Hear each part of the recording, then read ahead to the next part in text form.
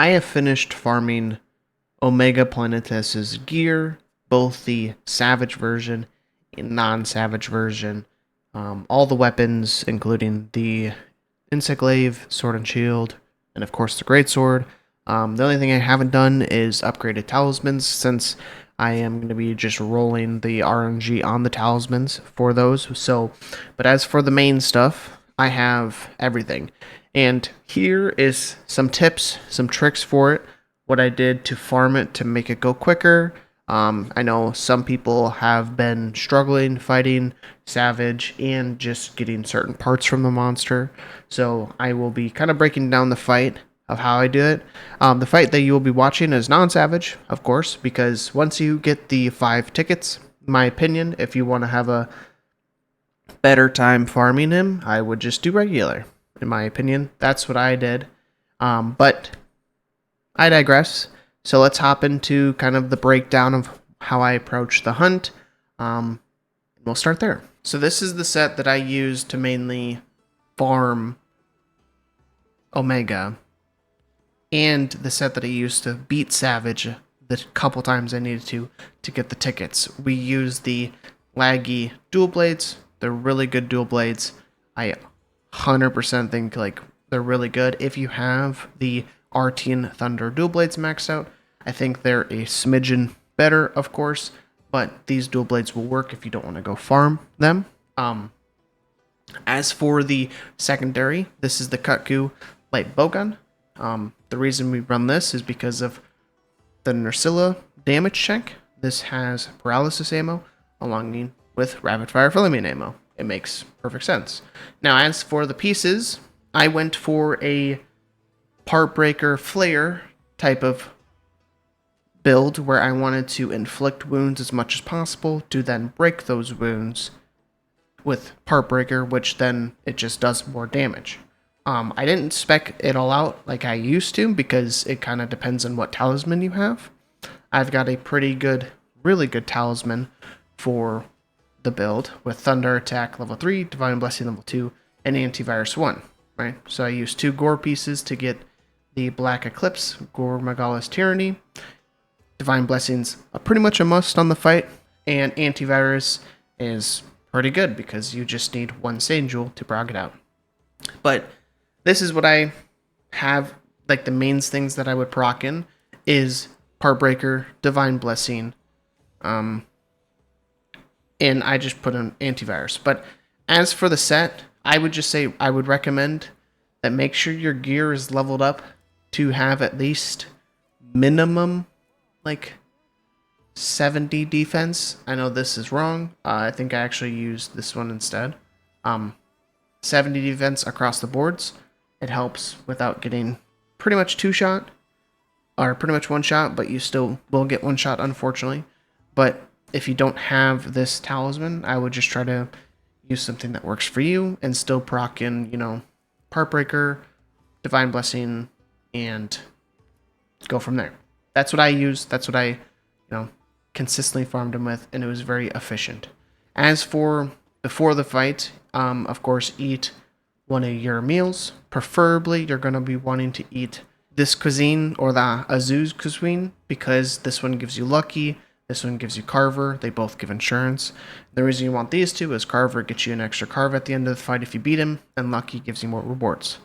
These ones, if you have them, Moxie's pretty good, and I would say if you have these top 2, use them. If not, just make sure you have insurance. It's very helpful. Now, I did it pretty much solo, unless I played with some viewers because I live streamed it mostly here on TikTok. But basically, what you want to do is if I go to the quest that I farmed, which is this quest right here, right? If you go to the post/join settings, you can keep max members at 4, change your multiplayer status to only support hunters if you're running solo, turn automatic SOS flare on, and then if you're in your own party, this can be auto accept. If you're not in your own party in your lobby, I turn this to manual accept so then people can join. If you want people joining, turn it to auto accept. It's perfectly fine. That's up to you. But then as for the support hunters, the main 2 that you want is Alyssa and Kai.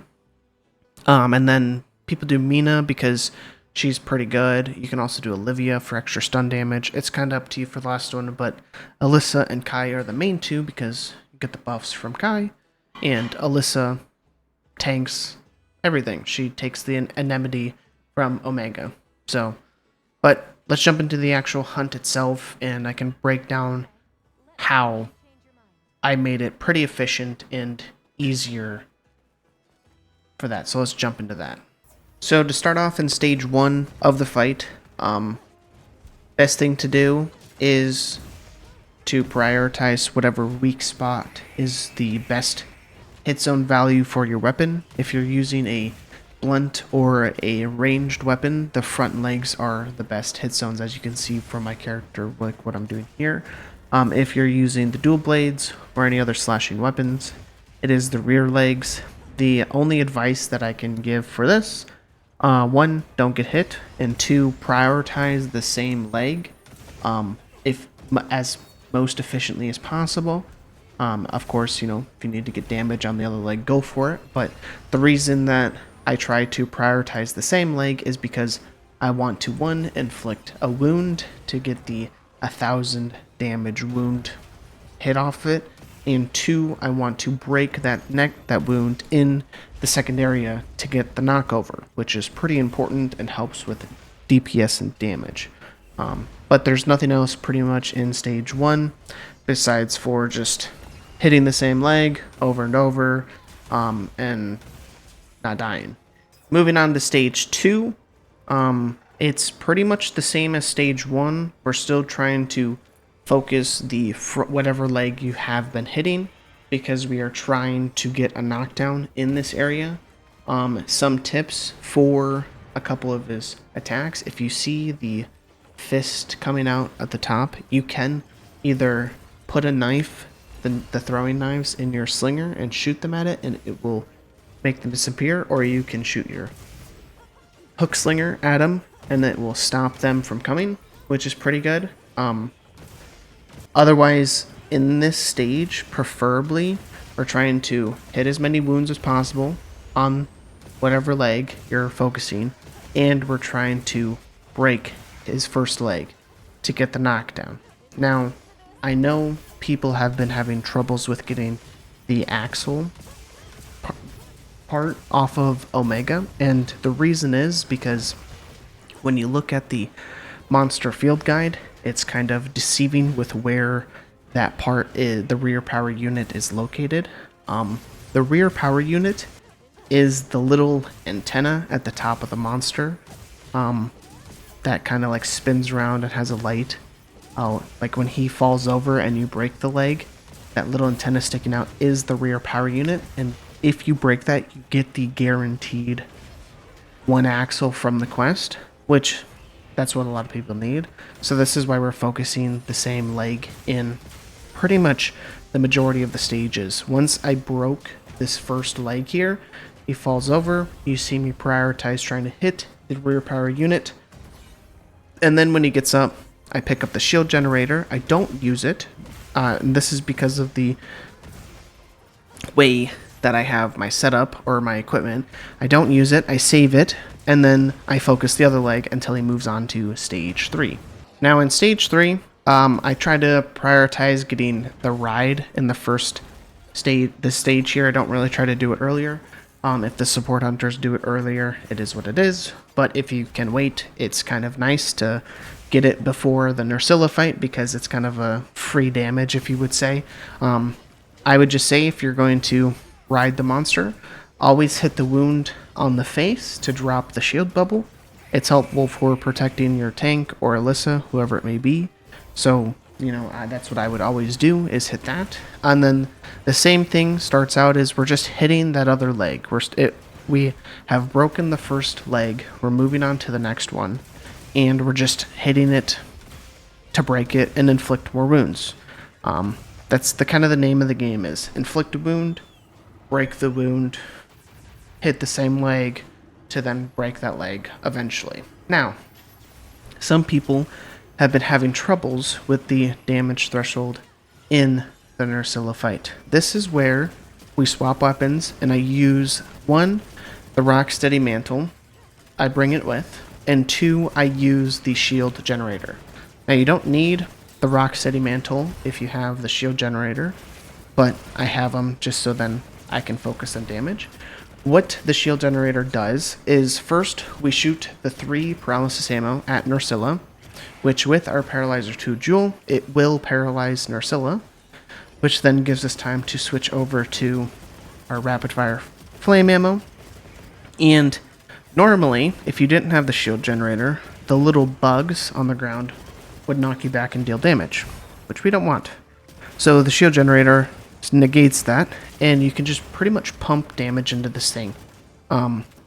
Along with, we are staying inside this bubble, which if you don't kill it in this time frame of the paralysis, you'll see the little gobles, I think I butchered the name, come around, and they will do a big red area on the ground, which you'll want to basically bait that out, because they'll inflict another paralysis or a bunch of status effects, which then Nerscylla will probably be on you, and he'll jump to you and get paralyzed again, and then as you can see, I just finished it off, and it's really efficient. That's how I've been able to just really clear the Nerscylla fight very easily with no problems. So that's the fight. That's why we saved the shield generator and, go from there. As we move on to the second phase on stage 3, first thing you want to do is always break the crumbling ice wall after he's done with his attack. It's a guaranteed 3,000 damage. It's very good, and we're focusing the other leg that we haven't broken at all times that we possibly can. And pretty much, if you get the break in this area, it's good. It's nice. If you don't, you'll get it in the next area. And it's just a rinse and repeat of break wounds, do a lot of damage, get the stun, break the leg, hit the rear power unit, let him get up, and rinse and repeat. It's a very good. The only thing I can say is if you see him doing any attacks that you don't like and you see a wound, hit the wound, it will interrupt his attack, right? It will stun him. So if he's firing the MRV missiles, hit the wound, so then he gets interrupted. So then you don't have those 5 missiles coming up to you. It's very nice. It's very nice. Along with hit the wound on the face as much as possible. It does a lot of damage and drops a shield bubble. You shouldn't get the anemone pretty much at all if you just break the wound on the face. Now if you do, my recommendation is to pretty much sheathe your weapon and run around. Just stop fighting until your tank takes the anemone back. And then eventually you'll do enough damage and he'll move on to stage 4. Which here, it's a lot more hectic, of course. It's a lot more spammy of the things. But preferably, if you haven't broken that second leg, it should break in this stage, which is really good because then you get the stun, of course. And then after you break that second leg, hit the rear power unit, and then work on another leg. Hit the wounds, break the wounds. It will break his leg again, and then he'll fall, and you should break the rear power unit like I did in this hunt here. It was actually really clean. My only other advice for this hunt is just break the wounds at times to help interrupt his attacks, and then eventually with enough face planting and doing it, you should be able to just beat him. And from there, it's pretty much GG. In this quest, I finished it in 16 minutes and 25 seconds, which with the dual blade setup that I showed you guys in the beginning, when you spec it out to have like agitator or burst or whatever, it was right around sub 20 minutes. So it's really good. This is kind of the way that I went around to fighting him.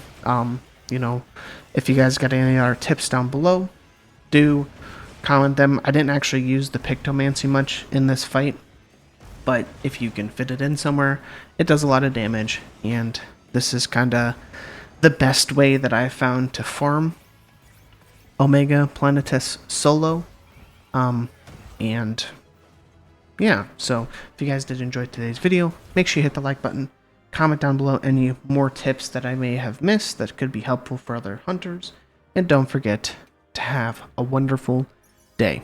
Thank you again for watching. Bye!